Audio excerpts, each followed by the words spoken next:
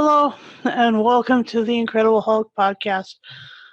Is called The First, Part 1 and Part 2. It's a two-parter. Yeah. And it's a story of the first Incredible Hulk, the first incredible creature, not Hulk, but the first incredible creature, and who is a scientist who is working with a serum and a gamma radiator X-ray machine. And this was in the past, and some things went terribly wrong, and so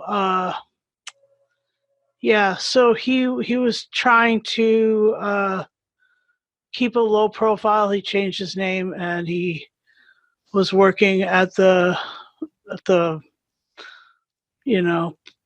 land plot that the original scientist had owned, and so it was very convenient for him to be there. Okay, that's the start of the first, and just interested in finding out. With me today is Alex and Graham, and say hello, guys. Hello. Hey, everyone, guys. Good to be here as always. Yeah, so go ahead, Graham, and take up the story from there. Well, as you say, interesting take this. We have a Hulk from 30 years ago in the past, and the guise of Del Fry, who coincidentally wasn't the local scientist, it was his assistant, who later became the plot fixer and the gardener for the late scientist, was it fiancée? Mrs. Collins, I believe it was. Yeah, Elizabeth Collins, which is funny because that's a name from Dark Shadows. Yes, interesting stuff, that. Considering that this week it's been announced we're getting a sequel series, but there we go. Thank you, TV. Nothing original anymore. But no, an interesting. So how remiss. Did we get the cast on this story? Not yet. Go ahead. Well, I don't have it to hand. Okay, I've got it to hand. We've got your regulars, Bill Bixby and Lou Ferrigno and Jack Colvin. A lot of Jack Colvin, actually, and Harry Towns. Harry Towns is Del Fry. Yep. I seriously thought he was Dr. Collins, and anyway, Lola Albright and Bill Byers as Case, and Chip Fry as Willie. And Billy Green as Sheriff Carlson, and Carrie Michaels as Linda. And there you go. And then there was a guy playing a character named Wald, who was actually played by a guy by the name of Jack McGee. Well, how's that for serendipity? Yeah.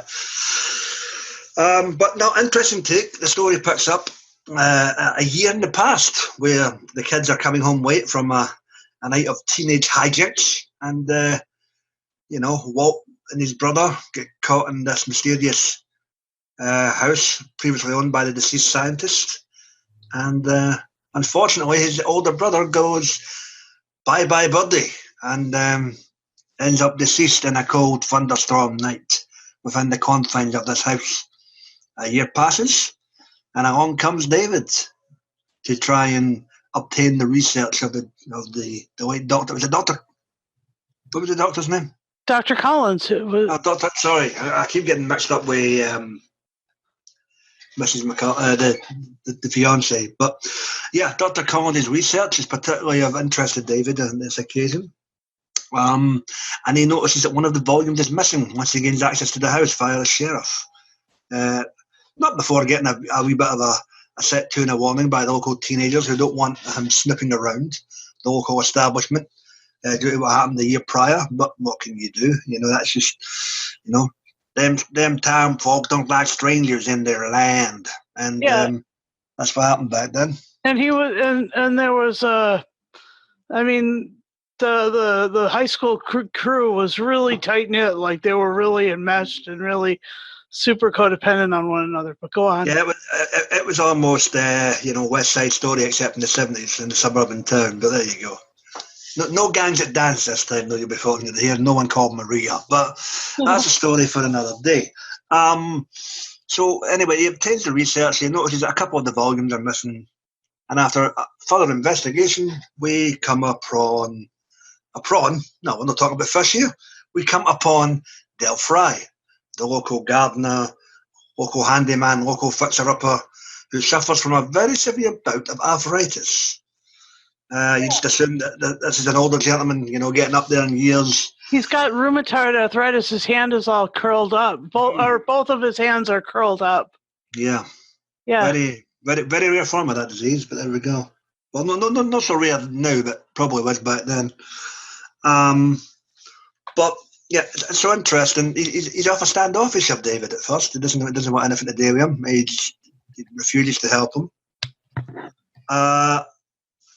Until he accidentally stumbled upon a Hulk out, and something sparks in him. He's interested all of a sudden. He seems almost, friendly, like as if he's seen this before. And once the usual hijinks ensues with the teenagers, and the Hulk's done his business and hiding in the forest, Dale walks up and says, no, come on, you can trust me. Come with me, back to the lab. And, he reverts back to David. And then you get the shocker that Professor Collins wasn't the original Hulk. It was actually poor old Dale himself. Yeah. Go figure. And Dell's Hulk was played by Dick Durock, actually. Well, can I just say that he almost had as much as a ridiculous wig as Lou Ferrigno did. Just... Yeah. Yeah, Alex has a statement about that. What do you reckon, Alex? Yeah, it was the Wolfman hair. Very good analogy, yeah. Just slightly before an American Werewolf in London as well. So yeah, it's it's a cute story. We can get on later on into the final confrontation, but it is funny how this Hulk also had green skin as well. It's kind of funny that they didn't have another color. Although I guess they did spend a lot of money on transforming this evil Hulk, or this evil, personality that he. Yeah. The effects were a bit better on this Hulk, I must admit. Yeah. So it was also funny how they had like one famous teenage girl from Give Me a Break, which was a sitcom on another network, and then they had a couple other famous. Actors, like the woman as well was another famous actress in the 50s. So, right. So played Mrs. Collins. Yeah. Yep. Lola Albright. Yeah. Lola Albright. Yeah. And the one that you're talking about is Carrie Michaels. Right, Carrie Michelson. So they actually had a lot of famous, but they did. I mean, they had a lot of famous character actors, and they had a lot of famous actors in this. Kim Cattrall and other people that were not known per se, unless you were watching certain or certain character actor, items. But it still was pretty good acted, and the plot basically makes sense. I mean, I don't know how the sheriff was enjoying himself, because he seemed to kind of be like a very B-movie sheriff. Well, yeah. He was like, let me get to the point. I mean, it's like, wow, you don't even get to talk to this guy for 10 minutes. I will admit, you get the reveal that Dell is the other Hulk, and he seems intent in helping David. They even start, formulating the serum, and it's not until the serum is complete and partway through episode 1 you realise, oh, hang on, dear old Dell has an ulterior motive here. He wants to be unrecured, so to speak. He wants to be able to metamorphosize again. To cure his arthritis and whatnot. So he's got a fountain of youth thing happening that he wants to have happen. And the writer was Andrew Snyder, and it was directed by Frank Orzati, to add to what Alex was saying about, the money that was spent and the aspects of the visuals. So that was cool. That was pretty cool, yeah. I found coincidentally that you had a cliffhanger here. Sounds found out that there was the solar panels on top of the house, combined with Dr. Calvin's research and this serum, which both cured and uncured dear old Dell there, which was interesting. You had the high school jock's attempts to, William Chip's attempt to burn down the house by throwing the burning torches into the laboratory. Which set up the inevitable cliffhanger for the end of part 1, whereby he's the Hulk again, or he's whatever the hell his version's called, and he escapes underneath the secret panel that's leads out to the woodland from the laboratory. From the laboratory, so it doesn't go through the doors, right? So you get this really weird cliffhanger whereby the house is burning, David's following him out after being knocked out, following this new Hulk out to the woodland. He busts through this cage door, which was rubber as hell, and that was just poor effects in my opinion, but oh well. And the cliffhanger is essentially big bad Hulk version 1 running amok through the forest while David sits there and fumbles with something in his hand. And you're going, oh dear. But there you go, I digress. Yeah. And we open part 2 with him trying to crush a deer with a rock. Yep. But so you got the Hulk out, and then in the space of the two, between the 2 episodes, there's a recap of everything that's happened. Yeah. And so you're caught up. You're caught up, and then it just bursts into when the creature, the green creature, is out in the woods, and Jack McGee is being told about it. Basically, as a result of this, Jack McGee has his usual customary appearance in the story because the second part. Not the first part. The second part, because essentially there's been a Hulk sighting. Unbeknownst to dear old Jack, it's not the Hulk he normally follows. So, when he hears this story from Mrs. Collins 30 years ago, this happened and that happened, he's like, what? Wait a minute. Yeah, his timelines don't sync up, baby. And he's somewhat confused. He has a habit of... he has a habit of mistaken identity, but at the same time, he's always grasping at straws in terms of who John Doe is. But while McGee's carrying out his own investigation, dear old Darryl, who's now reverted back to human form, is feeling a little bit cocky with his newly found strength and decides to go start picking a fight with the local bar establishment. Which is where he hulked out the first time and killed the dude. But he killed the dude a year ago, yes. That was part of the plot from a year ago. He killed him before he killed, was it Chip's brother? Yeah. So, yeah. So they're making fun of him, and they're drinking, and they're laughing at him, and he's getting bullied, and you can tell that he's just getting... Well, first time I let it slide, remember, because the sheriff arrived. So it was a case of it was a waste of a beer out of the guy's face. I think it was a day later when the main confrontation occurred, where after plucking up the courage to say to dear old Miss Collins that he has a thing for her, he decides to go, okay, I'll show her. I'll go and pick a fight with the 2 lumberjacks in the local bar establishment. Interesting stuff. So they pick a fight and the Hulk comes out. Well, let's just say he ends up in the storeroom and somebody else comes out. And then I can't remember the 2 bar guys' names. There was, hang on. The one in the red shirt apparently owned the bar because he said, no, I've no drink, I've no soda. It was the one in the... That was Willie. Willie, and was it? There was another one.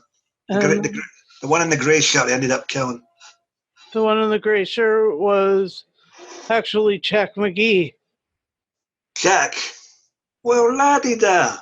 Jack McGee finally got his comeuppance. Jack McGee was dead on arrival. Sorry, Walt. You didn't make it by episode 2. There you go. Wow. A fatality in an Incredible Hulk episode. Yep, it was definitely different, and yeah, it was.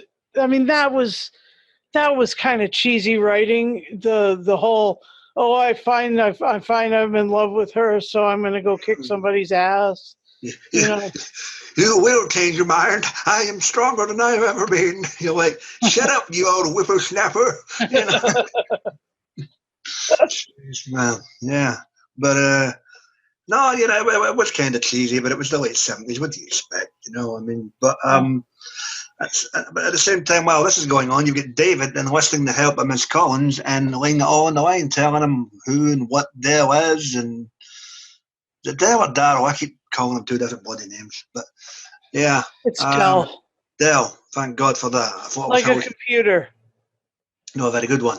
But yeah, Dell. Yeah, so Mrs. Cox. So she's made aware of the whole situation that he is in fact this creature, and David enlists her services to administer the injection before getting him back to the lab and back onto the X-ray machine.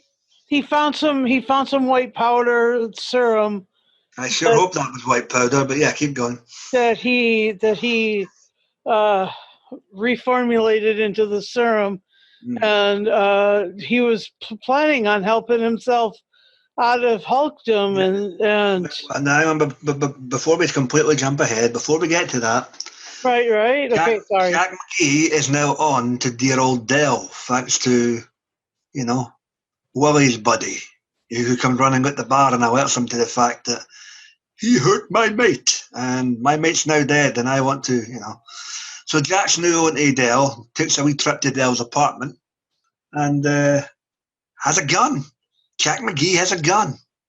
Not very often you see that. That was trippy. Only in a few episodes. He actually thinks he's found the Hulk. Dumbass. But, yeah, he ends up getting KO'd, and, after a wee conversation with Elizabeth, who basically gives Dell a call to say she's reconsidered and would like to pursue a relationship. Unbeknownst to dear old Dell, it's David enlisting Elizabeth's help to set the trap. And so begins our third and final act of this 2-parter. So he's on the they give him some sedative, and he's on the table. Not before a brawl in the living room, sir. What's that? Not before a brawl in the living room. Oh, yeah, that's right. There was a brawl in the living room. Mm-hmm. So the 2 guys Hulk out, and yeah. McGee and the sheriff shoot, join forces, and then they realise, hang on, there might be something in this. To the big house. While that's going on, they've got Dell on the table. The panels are aligned. The sun is shining. The X-ray machine's turned on. He hulks out. He turns into a big, giant green guy with shitty wig.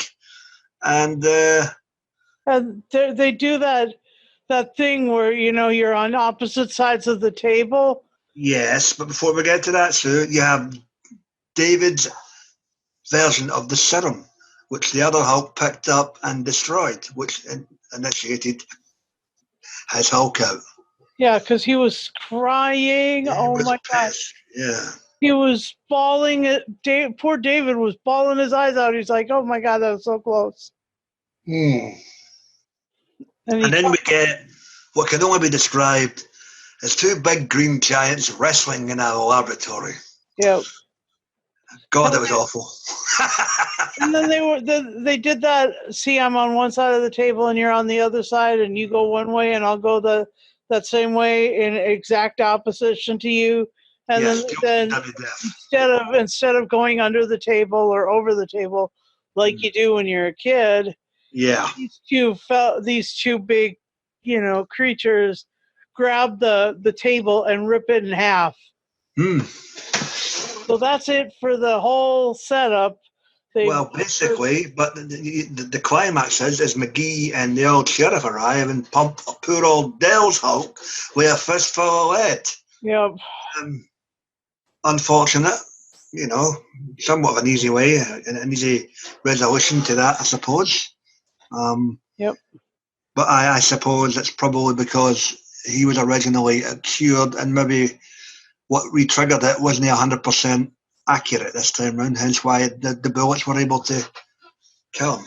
So. Yeah, because that wasn't the case with the Incredible Hulk.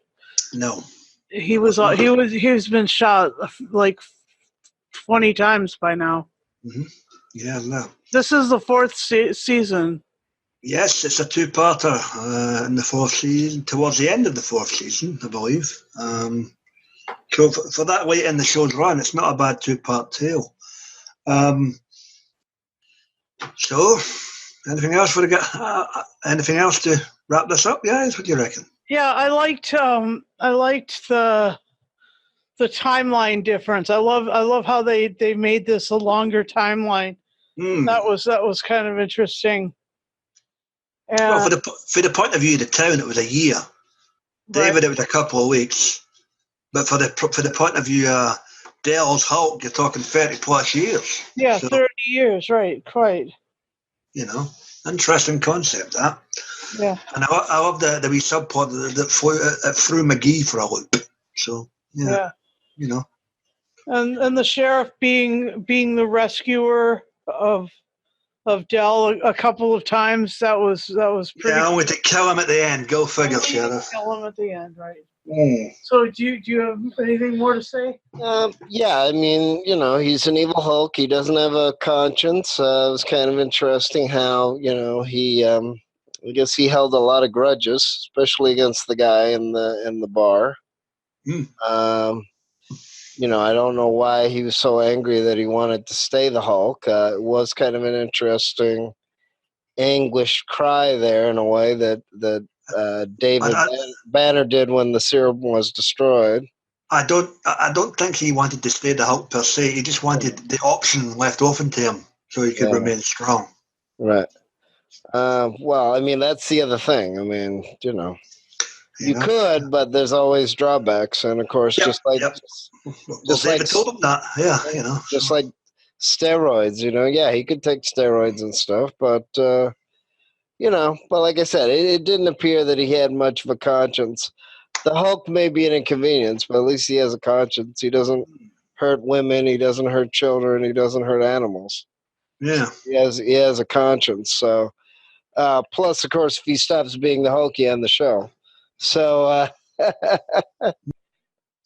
yeah. And the guy who played Dell, this was one of his last things. One of his last projects. Harry Downs. Well, he was up there about 90, to be fair, Yeah. So that's good. Yeah. So it was a good, episode, especially if you like classic, horror movies, and they did sort of have a werewolf type of transformation as well. Yeah, you had the thunderstorm at the beginning as well. Yeah, so. So the only other thing is it the same as Prometheus, the story that I was scared more of because that Hulk was a little bit more grotesque. Well, yeah.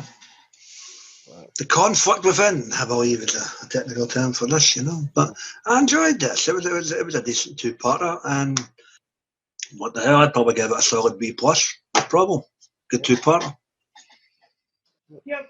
And